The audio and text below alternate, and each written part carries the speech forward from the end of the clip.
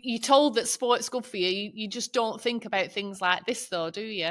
You know, No, you don't. exercising and things. So, No. can you take us back to then when you first started noticing changes and what those early signs were for you? Yeah, I guess when I look back, I think once my career had come to an abrupt end, I would say in 1981. So I was 21 at this time, 22, and my career had ended.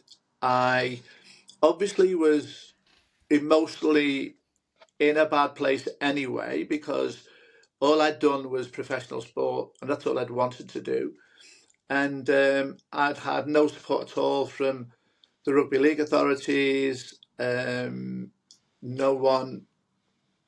Well, just to tell you a short story, my dad. I remember my dad being absolutely devastated that I'd been knocked unconscious. My cruciate ligaments had just been torn to bits, so my career was over. Dad rings the rugby league up and says, what are you going to do in regard to my son's career's over? He can't go back to football either. His whole athletics, his professional career is done. How are you going to help him? And basically they said to me, Dad, well, the only way we look after, we pay anybody out, Mr. Heaney, is if they're carried out in a pine box. So that was the state of sport professional sport in 1981. Mm. So I was obviously in a very difficult position then, and my world had collapsed. So it was hard. But as those years went on, from 21 onwards, I was having lots of issues with my mood, very low mood. I've never been one to lose my temper. I've never had a temper, never been an angry person, but I was losing it on a regular basis. And it could be with a stranger, it could be with someone I knew. Not spiraled into violence, but I would completely lose it, rage at times. And that got worse, I guess, once I started to hit 24, 25. By the time I got to my 30s, I started to notice other issues where my hand would shake a lot, not all the time, but periodically. I'd lose control of my limbs. I would just jerk, or my leg, I could be holding a drink and bang, it'd just go all over the place.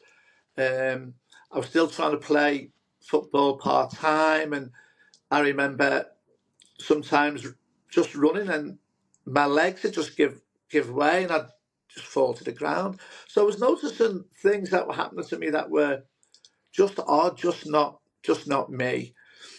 But they were mild, very mild, I would say, from the age of 30 to 40. Once I hit 40, there was an acceleration.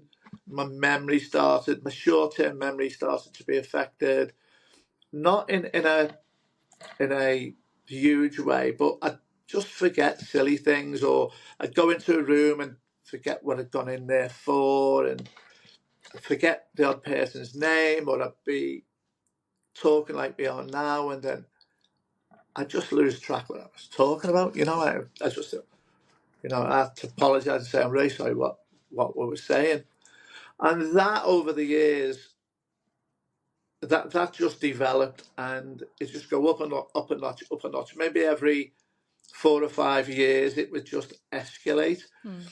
and I really knew I had issues. Probably, I would say in 2018. So I'd be about 58 then, and it was basically beginning to take over all aspects of my day and my life, where my memory, short-term memory, was non-existent.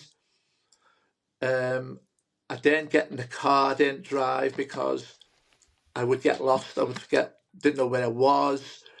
I'd have to phone Deb. A couple of times Deb has had to get a taxi, come and get in the car and drive the car because I just didn't know where I was, which was really hard, and it was challenging for me, and then I went to my GP and told my GP, and they did a couple of tests which memory tests which I failed, and they said, well, there's something been flagged up here, there's something not quite right.